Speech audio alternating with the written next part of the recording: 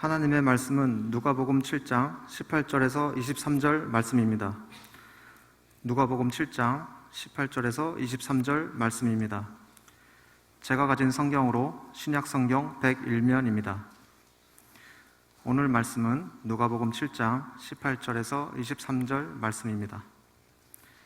요한의 제자들이 이 모든 일을 그에게 알리니 요한이 그 제자 중 둘을 불러 주께 보내어 이르되 오실 그이가 당신이 오니이까 우리가 다른 일을 기다리오리이까 하라 하매 그들이 예수께 나아가 이르되 세례 요한이 우리를 보내어 당신께 여쭈어 보라고 하기를 오실 그이가 당신이 오니이까 우리가 다른 일을 기다리오리이까 하다이다 하니 마침 그때 예수께서 질병과 고통과 및 악기 들린 자를 많이 고치시며 또 많은 맹인을 보게 하신지라. 예수께서 대답하여 이르시되 너희가 가서 보고 들은 것을 요한에게 알리되 맹인이 보며 못 걷는 사람이 걸으며 나병 환자가 깨끗함을 받으며 기먹은 사람이 들으며 죽은 자가 살아나며 가난한 자에게 복음이 전파된다 하라. 누구든지 나로 말미암아 실족하지 아니하는 자는 복이 있도다 하시니라. 아멘. 오늘은 2022년 마지막 날입니다. 그래서 2023년에서 가장 가까운 날입니다. 임마누엘의 하나님을 경험하시기를 주의 이름으로 축복합니다. 미국의 작가인 나다네엘 호돈이 1850년에 발표한 단편소설 큰 바위 얼굴을 대부분 기억을 하실 것입니다. 줄거리는 이렇습니다. 주인공 어니스트는 어릴 적부터 마을 저편에 사람의 얼굴 모양의 큰 바위를 보며 자라나지요. 어머니로부터 이 마을 출신 중에 저 큰 바위 얼굴을 닮은 위대한 사람이 등장할 것이라는 이야기를 들었습니다. 어니스트는 그 인물이 나타나기를 기다리며 살지요. 마을 사람들에게 큰 바위 얼굴과 닮은 인물로 여겨졌던 첫 번째 인물은 게더 골드, 돈과 함께하는 큰 부자였습니다. 그러나 구걸하는 사람에게 자비를 베풀지 않는 것을 보며 사람들은 낙심을 하죠. 두 번째 인물은 올드 브로더 앤 썬더라고 피를 많이 흘린 별명, 장군의 별명이었습니다. 강한 의지와 힘은 느꼈지만 자비와 지혜는 찾아볼 수 없는, 그래서 역시 큰 바위 얼굴은 아니었지요. 세 번째 주목받은 인물은 올드 스토니 퍼즈였습니다. 부자의 재산과 무사의 칼은 없지만 오직 한 개의 혀로 대통령감으로 거론되는 그런 인물이었습니다. 하지만 큰 바위 얼굴처럼 장엄함이나 또 하나님의 위대한 사랑을 느낄 수는 없었습니다. 주인공 어니스트가 노년이 되어 어느 시인의 시를 접하고 그를 만나고 싶었습니다. 마침 그 시인은 그 동네 출신이었습니다. 그 시인은 큰 바위 얼굴의 모습을 장엄한 시로 읊었습니다. 어니스트는 이 사람이 바로 바위 얼굴이 아닐까 했지만 시인은 내 시와 내 삶은 다릅니다.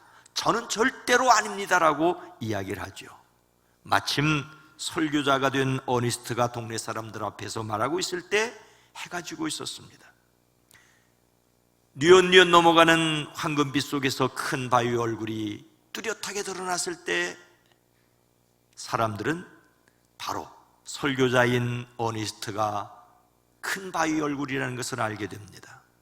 시인이 외칩니다. 보시오, 어니스트야말로 저 큰 바위 얼굴과 똑같습니다. 그런데 말을 마친 어니스트는 그 시인의 팔소매를 잡고 집으로 서둘러 가면서 나보다 더 현명하고 나보다 더 훌륭한 사람이 나타나기를 기원합니다.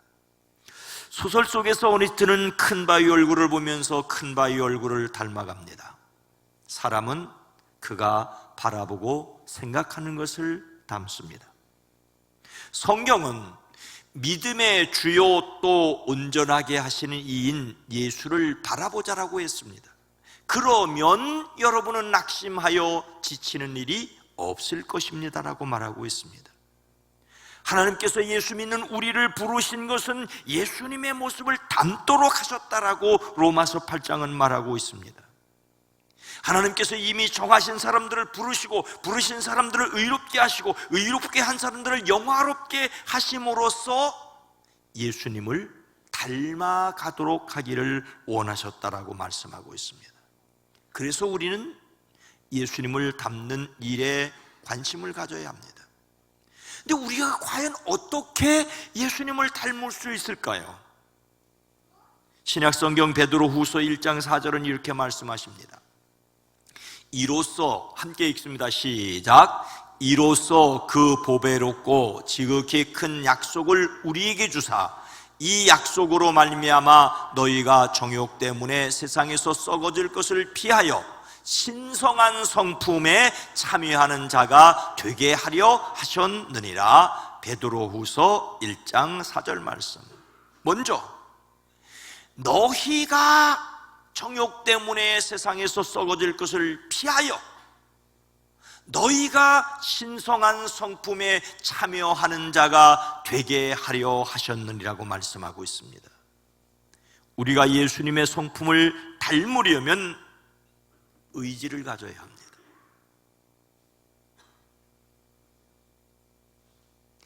예수님의 성품을 닮으려면 우리가 의지를 가져야 합니다.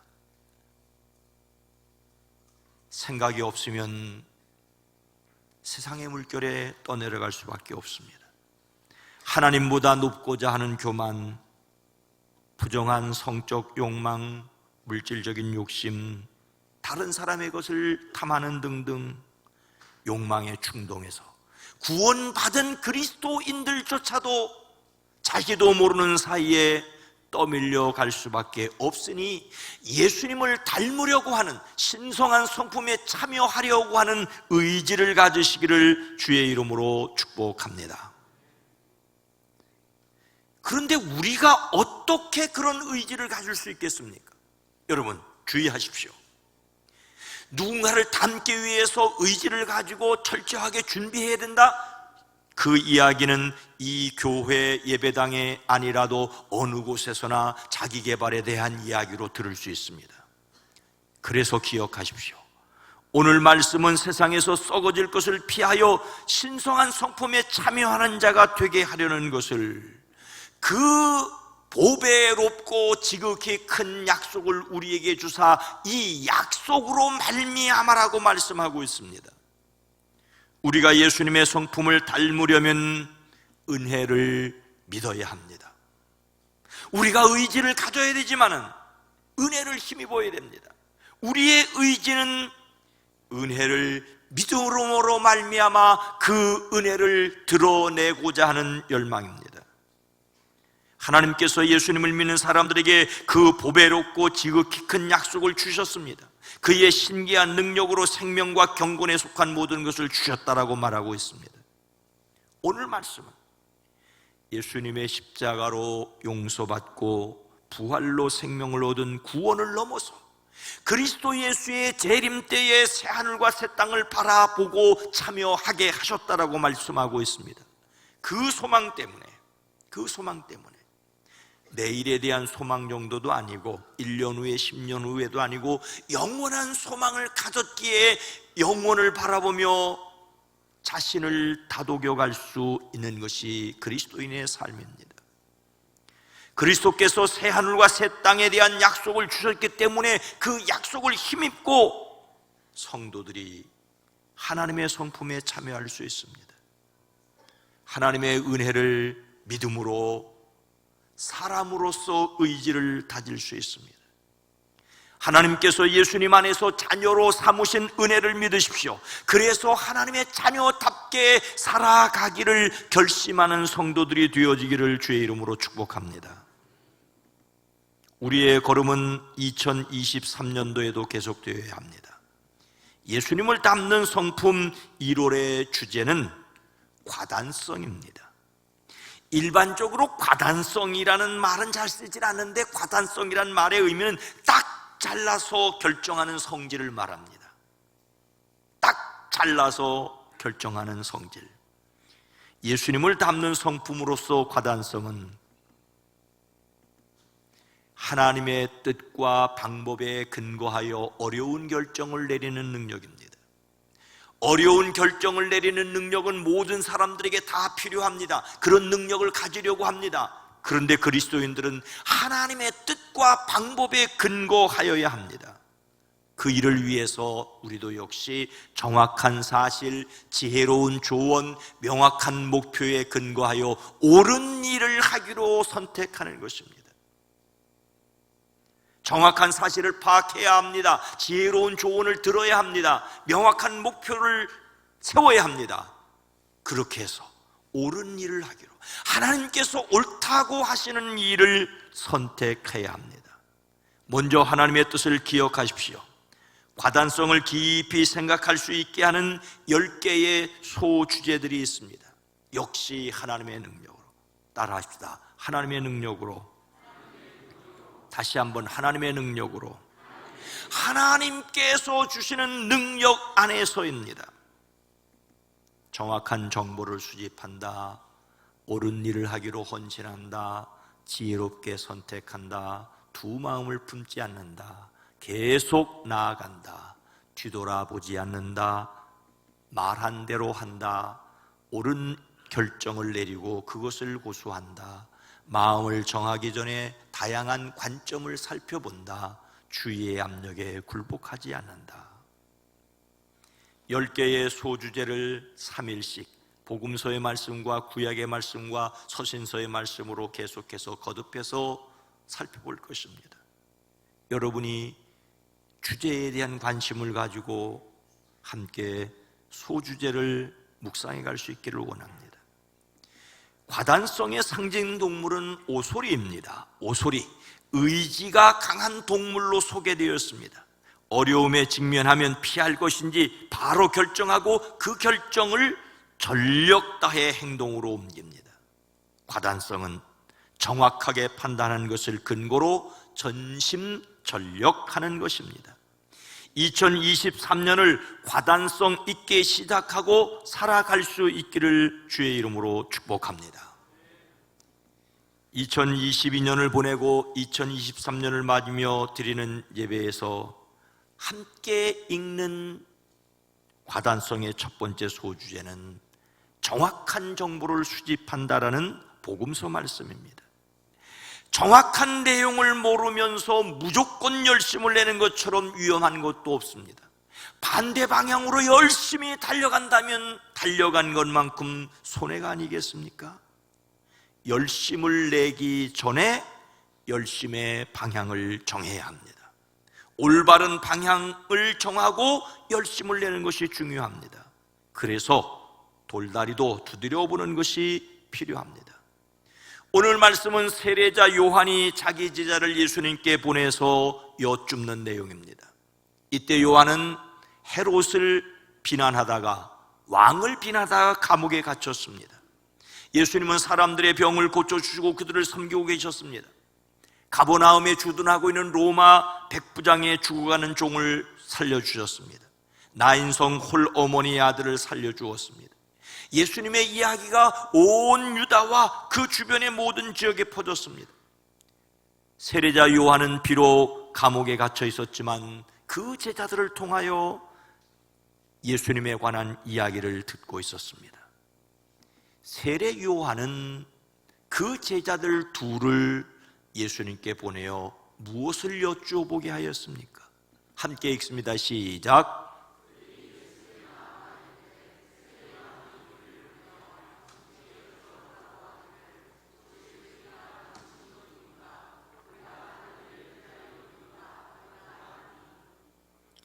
자기 제자들을 통하여 예수님께서 하시는 일을 들은 세례자 요한은 자기 제자들 중에 두 사람을 예수님께 보내지요. 선생님이 오실 그분입니까? 그렇지 않으면 우리가 다른 분을 기다려야 합니까? 제자들을 보내서 예수님의 메시아 되심을 묻고 있습니다. 일찍이 세례자 요한은 예수님을 가리켜 세상 죄를 지고 가는 하나님의 어린 양이라고 하였습니다.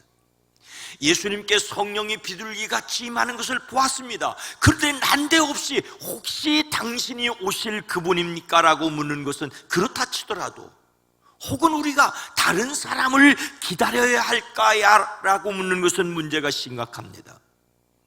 사람이란 자기 확신이 흔들릴 수 있다는 것 인정해야 합니다. 흔들리는데 흔들리지 않는 것처럼 가장한다면 어리석습니다. 반대로 흔들릴 때마다 세상이 무너진 것처럼 낙심하는 것도 아쉽습니다. 그래서 우리는 정직하게 자신의 연약함을 인정하고 끊임없이 바로 서야 합니다.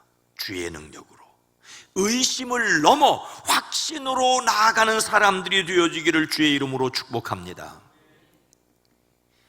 세례 요한이 자기 제자들을 예수님께 보내어 질문하게 한 의도가 무엇이겠습니까? 22절 말씀을 함께 읽습니다. 예수께서 대답하여 이르시되 너희가 가서 보고 들은 것을 요한에게 알리되 맹인이 보며 못 걷는 사람이 걸으며 나병 환자가 깨끗함을 받으며 귀먹은 사람이 들으며 죽은 자가 살아나며 가난한 자에게 복음이 전파된다 하라. 요한이 예수님께 메시아에 대하여 질문을 했던 것은, 한때는 예수님을 메시아로 확신했으나 요한이 생각한 메시아는 무서운 심판자였습니다. 빨리 로마 군대를 무찔러 주고 빨리 악한 헤로드 왕을 무너뜨려 주고 예수님께서 왕이 되시는 것이었습니다. 헌데 자신을 가둔 헤롯에 대한 심판은 고사하고 용서와 사랑을 말씀하시는 예수님께 대하여 요한은 의문을 품었다고 여겨집니다. 로마에서의 해방과 자유보다는 죄의 사함과 사랑을 선포하십니다.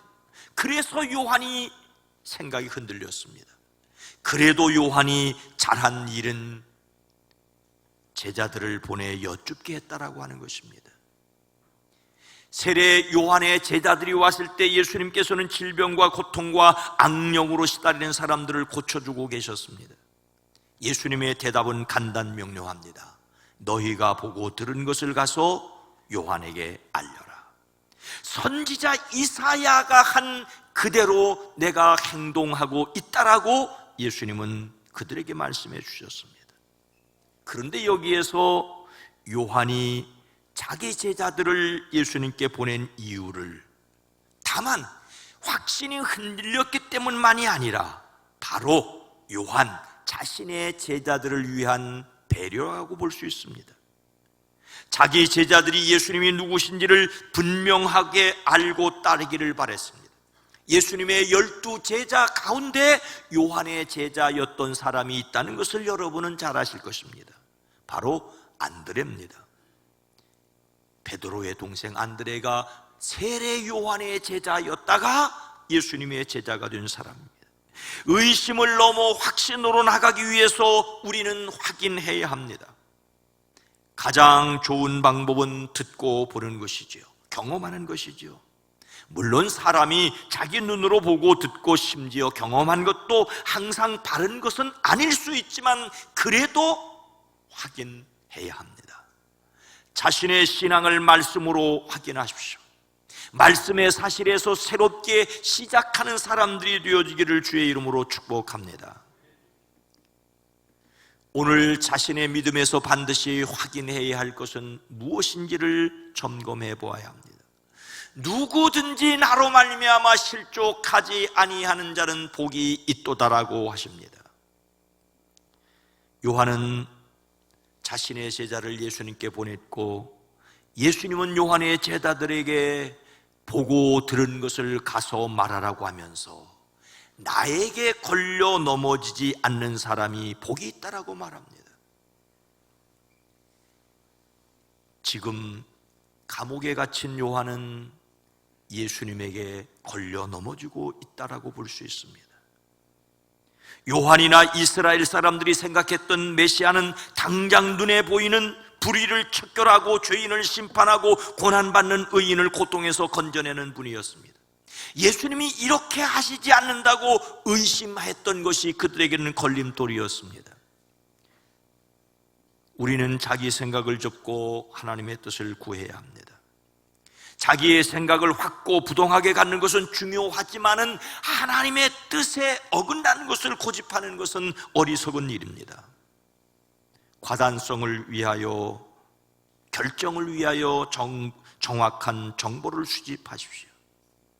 우리의 신앙에 있어서 정말로 내가 믿는 믿음이 누가 이야기해서가 아니라 성경이 무엇라고 말씀하시는지를 알기 위해 성경을 읽으십시오.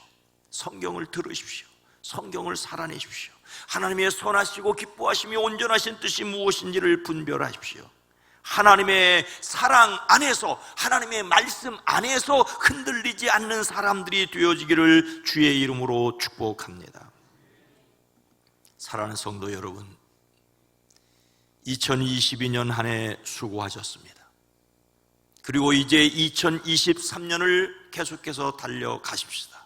성경은 오직 우리가 어디까지 이르렀든지 그대로 행할 것이라고 말씀하고 있습니다. 다시 달려가는 저와 여러분이 되기를 주의 이름으로 축복합니다.